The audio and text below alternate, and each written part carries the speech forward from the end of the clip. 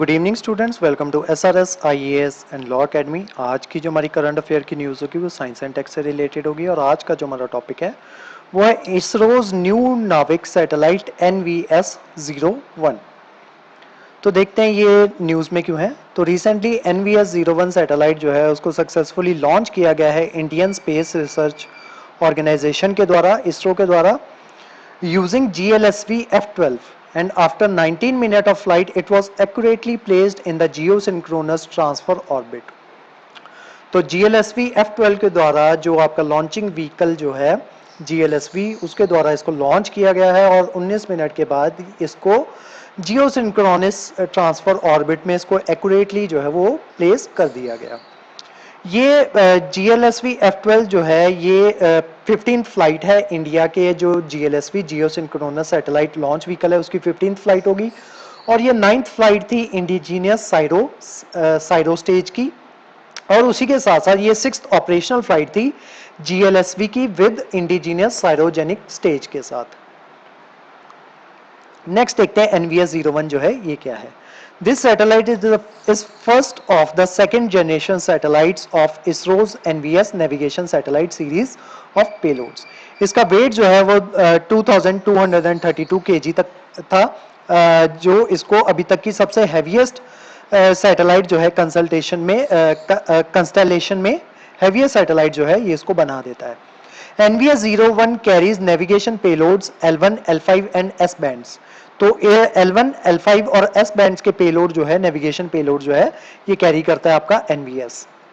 इसका पर्पस क्या है? इसका पर्पस है एक कंटिन्यूटी प्रोवाइड करवाना हमारे नेविक सर्विसेज को। नेविक सर्विसेज क्या है? Navigation in Indian constellation which is an Indian regional navigation satellite system IRNSS, similar to GPS. जैसे जीपीएस आपका वर्क करता है वैसे ही आपका नेविक सिस्टम जो है वो भी वर्क करता है। That offers accurate and real time navigation with in India. तो इंडिया में, इंडिया का बेसिकली ये जीपीएस है जिसको नेविक सिस्टम जो है वो कहा जाता है। और इट इज अप टू जो इंडिया की जो टेरिटरी जो है या इंडिया की जो कोस्ट लाइन कह लो या इंडिया की जो बाउंड्री जो है वो ऑलमोस्ट 1500 किलोमीटर रीजन बनता है इंडिया का। तो वहां पे ये जो है नेविक सिस्टम जो है ये वहां पे वर्क करेगा।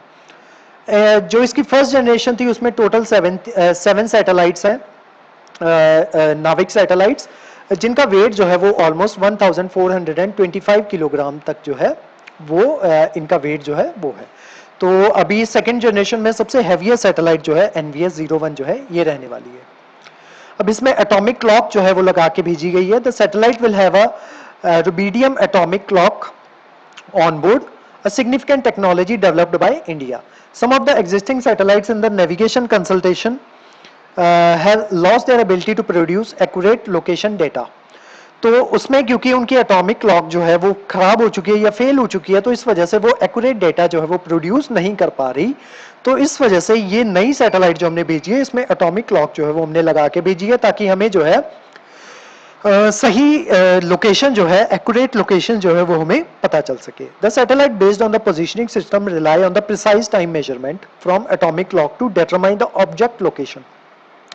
तो ऑब्जेक्ट लोकेशन की एक्यूरेट पोजीशन जो है उसको पता करने के लिए हमें प्रिसाइज टाइम मेजरमेंट जो है वो चाहिए होती है एटॉमिक क्लॉक से। When the clock fail, the satellite cannot provide accurate location information anymore।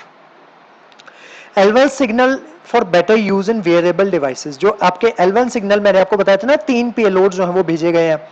एक आपका L1, देन L5 और S फ्रीक्वेंसी जो सिग्नल जो है ये ट्रांसफर करते हैं। तो जो L1 सिग्नल जो है ये जो आपकी वेयरेबल डिवाइसेस होती हैं, जैसे कि आपके जो रिस्ट वॉचेस हो गई, तो वहां उसमें भी जीपीएस वगैरह जो है वो लगाया जाता है। तो हर एक ऐसी डिवाइस जो कि वेयरेबल है तो उसमें L1 सिग्नल का यूज जो है वो किया जाता है। तो ऐसी वेयरेबल डिवाइसेस जहां पे L1 सिग्नल जो है वो भेजे जा सकते हैं, तो वो सिग्नल जो है NVS-01 के थ्रू जो है वो भेजे जा सकेंगे। The L1 frequencies is among the most commonly used in the global positioning system. तो L1 फ्रीक्वेंसी जो है वो मोस्ट कॉमनली यूज फ्रीक्वेंसी है जीपीएस में, and will increase the use of regional navigation system in the wearable devices and personal trackers that use low power single frequency chips. जो आपके personal trackers जो होते हैं वो भी जैसे वेरियस कंपनीज के द्वारा, जैसे गूगल जो है वो भी पर्सनल ट्रैकर्स जो है उनको डिजाइन करता है, तो उनको भी जीपीएस के द्वारा जो है वो ट्रेस किया जा सकता है। अब क्योंकि ये लो पावर जो है वो कंज्यूम करते हैं, तो इस वजह से ये भी काफी ज्यादा न्यूज में जो है, पर्सनल ट्रैकर्स जो है ये भी काफी ज्यादा न्यूज में जो है ये रहते हैं। तो इनमें भी L1 सिग्नल्स का ही यूज जो है वो किया जाता है। उसके अलावा ये जो मिशन होगा एनवीएस, इसकी लाइफ जो होगी वो कंपेयर टू अदर मिशंस वो ज्यादा लंबी होगी।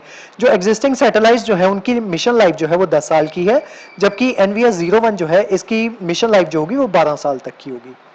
अब नाविक सिस्टम जो है वो क्या है वो देख लेते हैं। नाविक और IRNSS is designed with the consultation of 7 satellites and a network of ground station operating 24/7। तो 24 घंटे काम करने वाला ये सिस्टम है आपका नाविक सिस्टम, जिसको पहले IRNSS के नाम से भी जाना जाता था। There are total 8 satellites. तो इस सिस्टम में टोटल 8 सैटेलाइट्स हैं, हालांकि सिर्फ 7 ही एक्टिव हैं। इनमें से 3 सैटेलाइट्स जो है वो जियो सिंक्रोनस ऑर्बिट में, और 4 सैटेलाइट्स जो है वो तीन सैटेलाइट्स जो है वो आपकी जियो स्टेशनरी ऑर्बिट में है, और जो 4 सैटेलाइट्स जो है वो आपकी जियो सिंक्रोनस ऑर्बिट में जो है वो वहां पे स्टेशनड है। The consultations first satellite IRNS I1A was launched on 1 जुलाई 2013। तो इस कंसल्टेशन की पहली सैटेलाइट जो है 2013 जुलाई 2013 को जो है वो लॉन्च की गई थी, और उसके बाद 8 सैटेलाइट्स जिनको IRNSS 1I जो है ये कहा जाता है, उनको बाद में अप्रैल 2018 में जो है वो लॉन्च किया गया। With the 7th launch of the consultation satellite IRNSS 1G, IRNSS was renamed Navik by India's Prime Minister in 2016। तो मैंने आपको बताया था ना कि IRNSS का नाम जो है वो बाद में चेंज करके नाविक जो है वो कर दिया गया। It was recognized by International Maritime Organization as a part of worldwide radio navigation system for operation in Indian Ocean region in 2020। तो 2020 में इसको रिकॉग्नाइज किया गया IMO के द्वारा, और उसी के साथ साथ world wide radio navigation system के द्वारा। अब इसके पोटेंशियल यूजेस क्या हैं वो देख लेते हैं नाविक सिस्टम के। Terrestrial, aerial and maritime navigation जो है ये प्रोवाइड करवाता है। उसी के साथ साथ डिजास्टर मैनेजमेंट में ये काम करता है। ये डिजास्टर्स के बारे में पहले ही हमें जो है वो बता देता है। और उसी के साथ साथ व्हीकल, अगर आप व्हीकल जो है उसको ट्रैक करना चाहते हो, बेसिकली व्हीकल्स में जो GPS वगैरह जो लगाए जाते हैं। उसके अलावा फ्लीट मैनेजमेंट जो है specially for mining and transportation sector, वहां पे ये काफी काम में मदद में आता है। उसके अलावा integration with mobile phones, mobile में GPS वगैरह आपके लगाए जाते हैं। उसके अलावा प्रिसाइज टाइमिंग अगर प्रोवाइड करवानी हो ATMs के लिए या पावर ग्रिड्स के लिए, तो ये नाविक सिस्टम वहां पे काफी मददगार साबित होता है। उसके अलावा mapping and geodetic data capture में भी ये काफी नाविक सिस्टम जो है ये काफी मददगार जो है ये वहां पे साबित होता है। तो ये न्यूज़पेपर की कटिंग जो है ये आप देख सकते हो नाविक की, और यहीं पे इसकी एडवांटेजेस वगैरह जो है वो भी बताई गई है। तो आज की जो हमारी क्लास थी वो एनवीएस के बारे में थी, जो एक न्यू सैटेलाइट जो है सेकंड जनरेशन की सैटेलाइट जो है जो लॉन्च की गई है। इस क्लास के जो नोट्स हैं वो आपको सेंड कर दिए जाएंगे हमारे टेलीग्राम चैनल पे, और जो हमारे वेरियस व्हाट्सएप ग्रुप जो है वहाँ पे भी इसके नोट जो है आपको सर्कुलेट कर दिए जाएंगे। उसके अलावा हमारे वेरियस कोर्सेज के बारे में इंफॉर्मेशन लेने के लिए आप हमारे स्क्रीन पे दिए नंबर पे कांटेक्ट कर सकते हो। तो आज की जो हमारी क्लास थी वो यहीं तक थी। Thank you so much.